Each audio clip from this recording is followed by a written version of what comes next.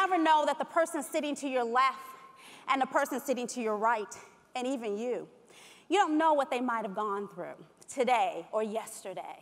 And maybe we look a little tall because we're standing firm, but on the inside, sometimes we feel like this because we feel like we have the weight of the world on our shoulder. We're trying hard to study in school and keep our grades up. Some of us are dealing with issues maybe at home. And so what you did today for each other, you spoke life to each other so that you can change your countenance. Because it means a lot when you see your countenance changes and someone says something about you and it makes you feel good.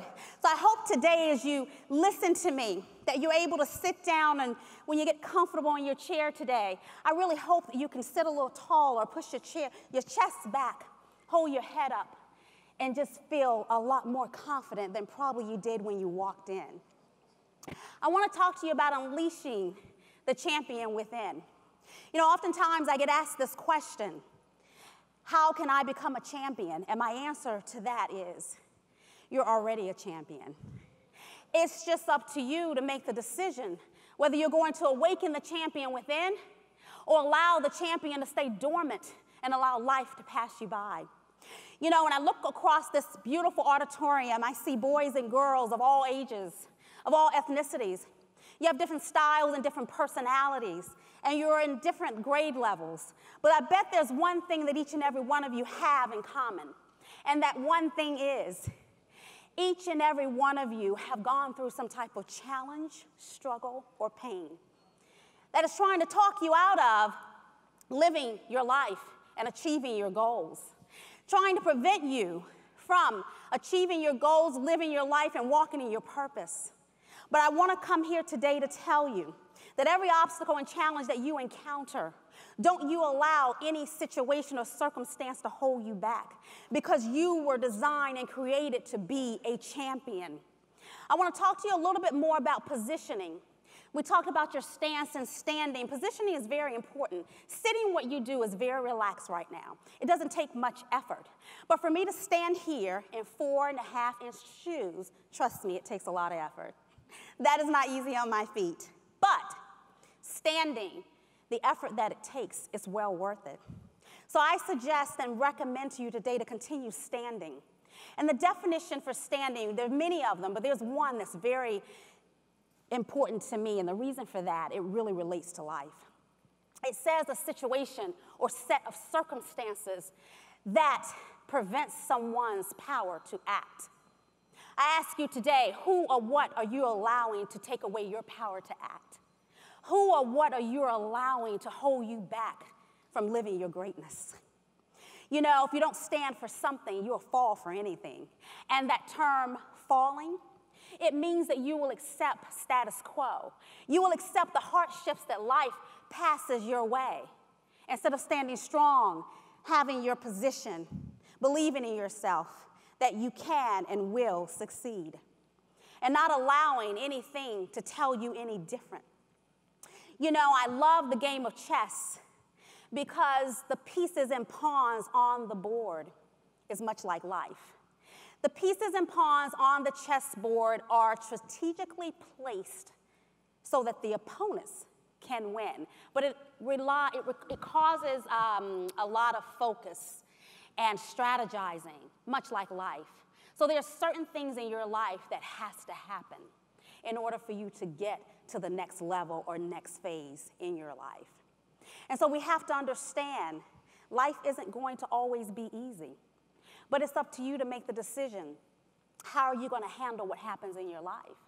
Are you going to be irrational and think quickly and become upset? Or are you going to be calm and think the situation through so that you won't make the wrong decision or decisions that can impact the rest of your life? Now, I want to tell you a little bit about my life. You know, I talked about chess and the parameters. In chess, your component will change the parameters of that game. You have to think fast. You have to make a decision. In actuality, chess has a lot to do with the functionality of your brain. It activates the creativity, the creative part of our brain. It increases problem-solving skills, Because every single thing and every single time in life, moment by moment, minute by minute, second by second, life changes. And you have to move with it. And I had to learn that at a very, very young age. At the age of 14, one of the parameters in my life that was trying to hold me back from unleashing the champion within, I met my father for the very first time at 14. And on this beautiful sunny day, I'm so excited to meet him. And so we have a 20-minute conversation. And during that conversation, towards the end, I asked, "Can I keep in contact with you?" And his response to me was, "No." Because I have 3 boys who are more important than you are, with my wife. And his wife is sitting right there. And then he says to me, which I wish he hadn't said this, he says, "You know, by the way, she has 2 more children from her previous marriage, and they too are more important than you are." If you can understand what type of blow that was for a young 14-year-old girl, it changed my life forever, but it changed it in a good way. I cried for 10 days, almost 2 weeks. On the 10th day, I got up, I dried my tears, and I stood in the mirror, and I looked at that young girl, and I said, "You are destined for greatness." And I also looked in the mirror, and I said to that young girl, looking right back at myself, "Your father's decision will not define who you are, nor define who or what you shall become." And it was in that moment that I began to realize that my life was forever changed. Because I realized at that moment, when he made that decision, I was unleashing the champion within.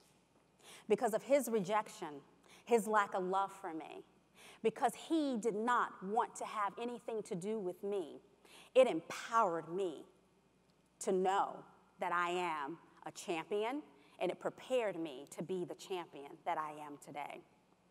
Now, the second parameter in my life that affected my life, I was in my early 20s, and I was living in New York City. I was getting dressed, and I had my long evening gown on, and I'm going to a New Year's Eve party with my then boyfriend. And I promise you, I'm not in my 20s any longer. I am almost 50. So that's a long time ago. But during this time of getting ready for this grand party, he decides to have too much to drink. And we're in the kitchen, and he decides to take his hands and push me so hard across the floor, and he almost knocked me completely out.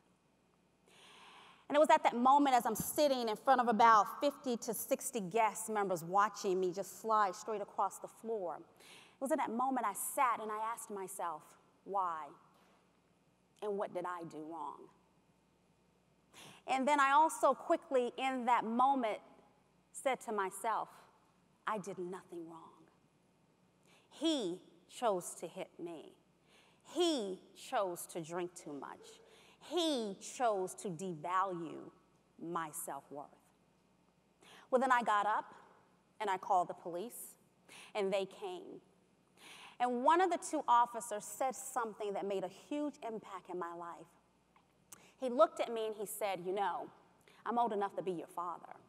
And I get these calls a lot from young ladies your age or teenage girls, and also adults from their boyfriends and husbands, and it's the same conversation every time a boyfriend or husband puts their hand on them. He said, but oftentimes I'm called back to the same woman because that woman goes back. And oftentimes I keep going back, and then the situation gets worse and worse, and then eventually he hurts her so bad that sometimes she's non-existing. So my recommendation to you, young lady, and I don't know who you are, but I'm going to talk to you like a father. My recommendation to you is to never look back, to leave this young man alone, and to look forward into your future, because I don't want to see you again. And I said to him, you will never see this face again, because I will never see him again, because I will never put myself in that situation again, because I valued my self-worth. And I have never seen that gentleman again, and I have never been in that situation ever again, Because of that day, I made a decision I realized that was another defining moment in my life that was building me up to unleash the champion within. And I realized that my ex-boyfriend's rejection, like my dad, his lack of love for me, like my dad, him devaluing me, like my dad, I recognized and realized that those parameters, those situations, once again, empowered me to be the champion that I am today. And so I wanted to share that with you because oftentimes we go through so much as girls and boys and we just don't know which way to go and we don't know what to do and we do blame ourselves. And I don't want you to blame yourself. I want you to value your self-worth as boys and girls and know that you are important and know that you deserve the best and know that you are the best. You know, the last 3 years, I used to be a foster care mom, one of the biggest highlights of my life. And my little boy at the time, he was 5, and I got him this remote control car, a Corvette, very nice size.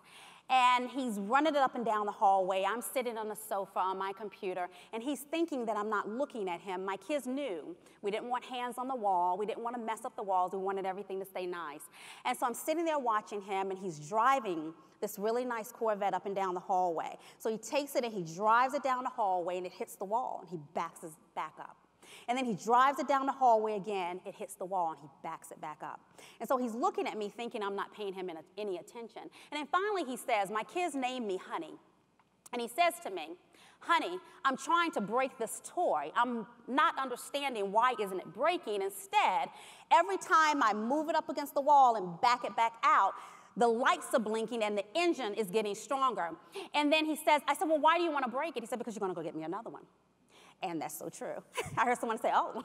And that's often true. As parents, we do keep getting you something new if you keep breaking it. That was a wrong mistake for me. But I learned a very important lesson on this particular day. I'm looking at him, and then finally I said, I have to get this remote control because I want to see what's going on with this car. So I take the car, I drive it down the hallway, and I bang it up the baseboard, and I back it back out. The lights are blinking, the engine is rearing. Do I have a boy or a gentleman in here that can give me a vroom? I'm gonna call on you in just a second to do that again. Thank you for that. That was good, by the way. So I'm driving down the hallway, back it up into the wall, back it out. The lights are blinking, the engines are rearing. I drive it down the hallway, bang it into the wall, back it out. The lights are blinking, the engine is rearing. And you know what I realized in that moment? That's a good one, but no, the toy was great, but it kept getting stronger. But you know what I did realize? I started thinking about life. How many times have you and I felt like we've been banged up against the wall because of life? And how many times when we bang up against the wall, we feel broken, and we feel unsure of ourselves, and we feel like giving up? But what I want you to do, just like this Corvette, the lights kept blinking and the engine kept rearing. I want you to keep shining. I want you to keep rearing up and knowing that you are a champion and not allow any situation or circumstance to take you down. And so on this day of realizing that, I started really thinking about life even deeper. We get so depressed. And a lot of times it comes in our mind that we may want to take our life, or we see someone and they may say to us, you know, why are you here? If someone ever asks you why are you still in existence and why are you here because they don't like you and don't want to be with you, I want you to say to them, I am a champion and I am great and I am destined for greatness and I am here and I'm going to win. Because like those situations with my dad and my ex-boyfriend, I can tell you those aren't just the 2 hurdles I've had in life. But it would take me all day to tell you all the hurdles that I have come up against. But what I can tell you, I do believe that the situations that I encountered, I believe they prepared me to be here in front of you today. Because if I didn't have those situations happen to me, I wouldn't have a story to share with you. Now, I could still be your guest speaker, but I wouldn't be the guest speaker that would tell you what I've been through so I can help you move forward. So I do believe the challenges, the hurt, the pain, the sorrow, the sleepless nights, the tears that I've cried many times, I can tell you this.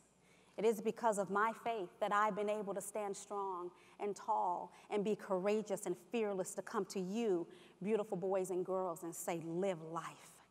Live the best life that you can possibly live, because you definitely deserve it.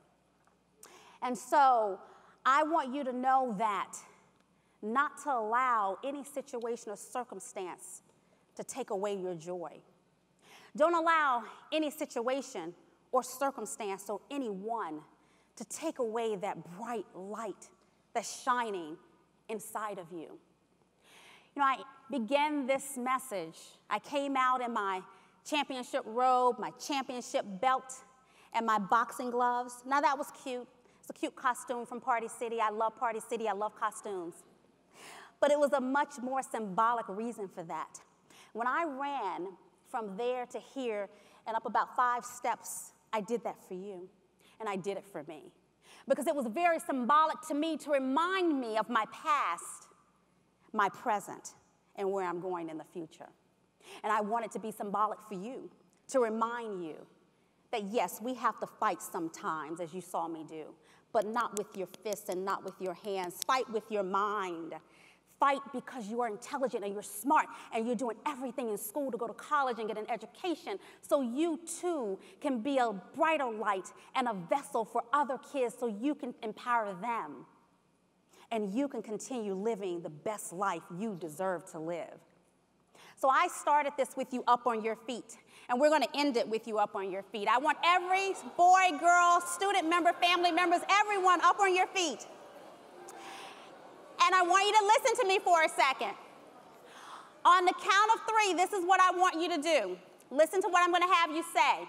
I want you to say, I am a champion, and no, wait until I count. I am a champion, and I am destined to win. 1, 2, 3. I am a champion, and I am destined to win. Yes, you are champions. You are a champion, you are a champion, you are a champion, you are a champion. Oprah Winfrey said many years ago, she gave away cars on her talk show, and it may be too young for you all to remember this. And she said, you get a car, you get a car, and you get a car. Would you all like for me to give you a car? Yes! Now, I can't give you a car, but what I am giving you today, I am raising up leaders and presidents and lawyers and attorneys and teachers in this house today. So I want you to remember that you are a champion, and you are a champion. Each and every one of you are champions. Give yourselves a round of applause. Thank you.